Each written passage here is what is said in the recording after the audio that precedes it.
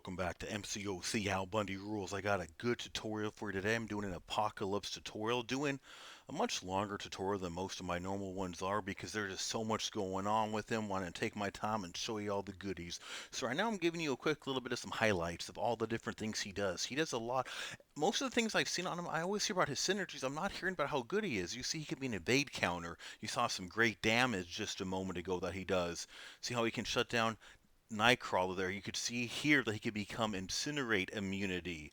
He has a lot more abilities than most people I've heard anyway until I started playing with them. You saw the bleed immunity that comes. You gotta work for some of these immunities though. They don't come automatic. So I am going to show you how to get this. So as we see some more nice raw damage there, I'm going to show you how to use this great champ and all those debuffs he's going. Starts off with genetic enhancements. He can get up to a total of 4 of these persistent genetic codes. You see he starts off the first fight, just a normal fight, he's going to start off with 1. There are ways to get around that I'm going to go into, but he can start off with 1. With each knockout on a normal fight, he's going to get 1 more. So, really worst case scenario, 3 wins to get his maximum of 4, although it's really easy to bypass that, which I'm going to show too. So in the second fight, he saw 2. So here, I'm going to show you the first fight of the first quest. You start off with 1, but the first fight of this quest is also a mutant, so you get 2 additional. Meaning, in the first fight here, I'm going to start off with 3. So that is one way. So pretty much right now, when I'm having fun with Apocalypse, anytime I see Mutant early in, I go straight to it. Here you see he's only got 1 code, but we also see I'm using a synergy team. Cable is one of a few people on a synergy team that I can use, and look at that. See those 3 right there? Sinister, King, and Cable brought me from 1 to 4 automatically on the very first fight. So in an even easier way. So synergies, mutants are some quick ways to get those charges in the first fight. So at the end of the first fight, you get the 1 Infinite. It gives you special attack damage by 40%. So as those go up, that can help your uh, prowess going on up. At 3, you become stun immune while striking. So I'm going to show you a little bit later in the video how this can come super helpful in certain nodes like Mesmerize especially. And at 4, striking the opponent's block with a light attack, it gives a stun debuff. So you saw that stun, what that means right there is you break right through the block. There is a 12-second cooldown, so keep that in mind. But if you're having a stubborn time, you need to get that hit in, your second hit onto the block, boom, you're right in there into a combo. So here, we're going to see I got 4. So to activate, some people asking all the time, how do you activate it? You got to have 4 charges. I showed you how easy it can be. It can be as simple as 1 fight. And now this is the minimum of mutant. Whichever mutant goes in next is going to get this. Later in the video, I'm going to show you some additional synergies on top of this that certain mutants can get as well based on synergies, extra synergies. So Magneto does not have any of the extra synergies, but he does get that at a minimum. So we are seeing right there, he starts with that Horseman ability. So now let's go into some of his Apocalypse's extra stuff. So I'm going to show Biohazard. So I'm going to show his immunities. He doesn't start off with a straight up immunity. He's got to build up a tolerance to it. So here I'm showing you on the specific Biohazard node. You hit into it, you get bleed. So you see the bleeds going in there. So that's why I'm getting the bleed. So he can be a great counter for bleed. You see bleed, bleed, bleed. But watch as it's going to go away after several seconds of bleed, and boom, bleed immunity. This doesn't just give me bleed immunity for this fight, it gives me it for the rest of the entire quest. So if I do 10 more fights this quest, I'll start off all of them with bleed immunity, which is huge. So if you see those pass, get him in the first fight, Biohazard like that, it can be really good. So I want to show you how we start the next fight. So I'm going to skip on ahead of this as we've seen the last little bit, and we're going to go on to the very next fight. That would have been after that Wolverine, still in a Biohazard node. It's going to be a Hit Monkey. So you're going to see how I'm going to start off this fight and any other fight for the remainder of this quest. And so Biohazard, we see that right there. You're also going to see, even though I'm only 1 fight in, I'm already at 4 codes because the first fight was a mutant. So I got 4 after 1 fight pretty much. So look at this bleed immunity starting off. So for the rest of Biohazard, Apocalypse, after that first little bit, I'm good to go. So making him a great counter right there. He also, as I showed on that little tag a moment ago not only has immunity to the bleed, but he also has it to incinerate and disorient. So right here, I'm going to show you incinerate human torch. Boom, you see that incinerate light up. So after multiple seconds, come on about. The tolerance is kind of building, and then here we go, coming on up in just a moment. Boom, incinerate, incinerate, boom, immunity. So for the rest of the entire quest, he is now incinerate immune. So for those incinerate immunity pass, those tough bites, boom, you got him as a great ability. Evade a counter even. I hadn't heard anyone speaking about this. So again, it starts off building up a tolerance. You saw in the beginning there was nothing up in the red up there. After the first evade, it went to 10. Each time he evades, it goes up by 10%. That is 10% chance to bypass the evade. So as that number gets higher, now at 50%, you're going to notice that he is going to evade much, much less.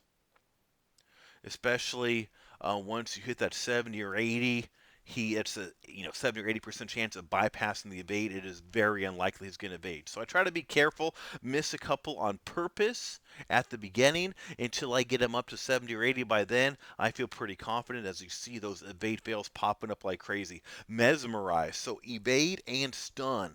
So Apocalypse is awesome for these nodes because not only can we build up that evade tolerance, but while we're trying to build up that tolerance to those evade to be an evade counter, we're stun immune.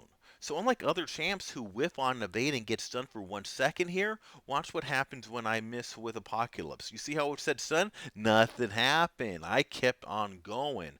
Watch again on the next evade. And let's do a little pause so you can see the stun.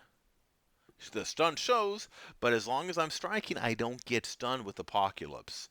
Remember, you have to be striking to bypass the stun, meaning he's not an automatic stun immunity, but striking while stunned, which is the whole point of Mesmerize, because you're striking, missing, and evade, so perfect counter for this node. So I'm building up my tolerance to evade while I'm completely bypassing the stuns. And now you're seeing some evades fail pop up as an evade number comes on up.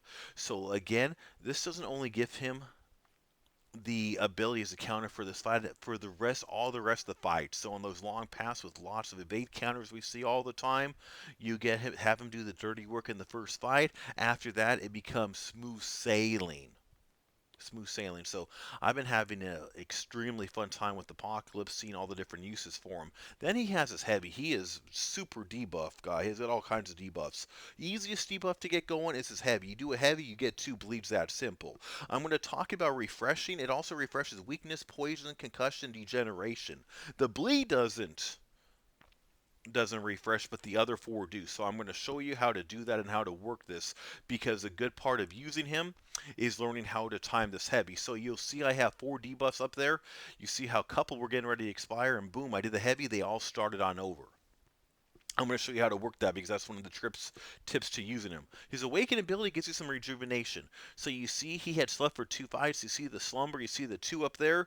So his health just got up. So that is the Awaken ability. So you get 1 for each, up to a total of 2. So every couple fights we use them, you see that regeneration right up there popping on in, and you see his health go up. So a nice little extra thing. Special attacks. So this is how we get his damage over time items. So I'm going to show a couple ways. So on a regular fight, it's really going to take 2 special ones. If you end your last hit on a light, then do a special one, you get a weakness. If you end with a medium and then do your special one, you're going to see how you get the poison. If this was a mutant, or if you had 4 genetic codes already, you would get both of them at once. You would get both. So you would only have to do 1 special one to get both debuffs, if in those circumstances. So we see here we have both being inflicted right now as we are going against the mutant. I did a special one. I got both debuffs for 1. We see here this is not mutant, but I got them both with only 1 special one, both the weakness and the poison, because I had 4 genetic codes. So now on special 2, inflicted debuff based on light or medium. So again, if it is a regular fight, I end with the light on the medium 2. I give him concussion. We'll see right there. Again, if it was a mutant, if I had 4 genetic codes, I would get both debuffs. So if I end with a medium, I'm going to get degenerate. So if I'm in a fight like this one, I only have one genetic code and I'm mutant, it's going to take me 4 specials, 2 special 1 and 2 special 2 to get all 4 genetic codes. And if it was a mutant, if I had 4 genetic codes, especially in later fights, it would only take me 1 special 1 and 1 special 2 to get all 4 debuffs. I'm emphasizing that for a reason, because you want to get all 4 debuffs going. I'm going to show you how to permanently bank them for the rest of the fight. So again, we're looking at that special 2. Now for special 3. So you want to get all 4 debuffs. You see that? You can use heavies to keep refreshing them. Heavies is key to keep refreshing them, so I got all 4 going on. So now once I do an S3, you see how the timer's going down. I'm launching this S3. Let's look at the timer, what happens to them once the S3 is finished. Because this is a huge key to getting a lot of utility out of Apocalypse. And these great debuffs. Notice the timer is gone. It says permanent for the rest of the fight. Now, there's no more timer. They are set. You don't got to worry about those heavies to reset him anymore. You don't got to worry about the S1s and S2s for the debuffs unless you want the damage, which I would recommend S2 at that point. Tips for use. 3 tips. Tip 1, get all 4 debuffs up, as I was saying. So on the S1, S2, then S3, use those heavies. Watch the timer. Light attacks followed by S1 gets the weakness. Okay? Like I said, you can, if it's a mutant or if you have 4 of the codes, it takes only 1 S1, 1 S2, then do an S3, you got all 4 debuffs. If it's a fight like this with less than 4 codes and a non-mutant, it's going to take me 2 S1 and 2 S2. Remember how you end the attack before you launch the special is what's going to inflict the debuff. Keep those heavies going. You see, watch the timer. Watch these heavies. As I see the timers going on, I got to refresh them or I will lose them until I have the chance to do the S3. So the light attack followed by the S2 gets the concussion. So I'm walking you through as if you were doing the first fight with only 1 code, no synergies against a non-mutant. Really only the first fight or 2 is going to take this long to do this. Any other fight after this is going to be much easier. Or if you use the cable synergy, you start off with 4, it cuts this in half. Use heavy attacks to reset the timers while working. You see I got all 4 debuffs. Do that S3. You see the timer right there. So boom, I got all of these up there. So now I have all 4 debuffs. I was using those heavies to keep them active. And now I launch this S3 and it's going to set them. So getting a little bit of comfortability. The debuffs last quite a while, so every couple combos get a heavy in there to reset them. Recommend 10 to 12 seconds or so. Tip 2, next tip. With minimal effort, great utility can be gained. Keep in mind, the immunity and utility doesn't come automatic. You got to earn it a little bit. Such as this bleed we're seeing here. I got a little bit of bleed. I'm not losing much damage on the bleed. And before I even lose any real damage, I already got bleed immunity. Look how nice that is. Take advantage of this. We see the incinerate right here. So don't forget, people talk so much about his synergy, some about his damage. I think his utility is being drastically overlooked. See that incinerate immunity right there can become very useful in many fights and nodes along the way. And of course the evade counter. Again, you got to work it up. Be careful as you build that up. But all these tolerances I just showed, they last for the rest of the quest. So you build them on one fight, you got them for the rest of the quest, which is extremely useful. Giving him some amazing uses. You see how that evade failed right there, which this is the mesmerize node.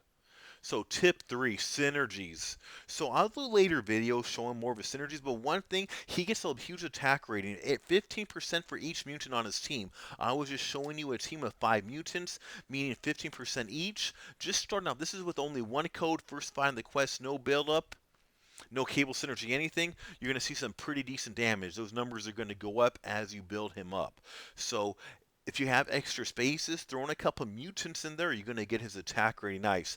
Then his other ones is the Horseman of the Apocalypse. Looking at between Storm, Storm X, and Cyclops, you can turn these champs into amazing once you activate the Horseman. You also see with Gambit, Wolverine, and Archangel. I'll show other videos later on how they can become so amazing with this, but use those synergies. I hope this helped you learn this amazing champ. Don't forget to click that top left and subscribe if you have not already done so. Thanks so much for watching MCOC Al Bundy Rules.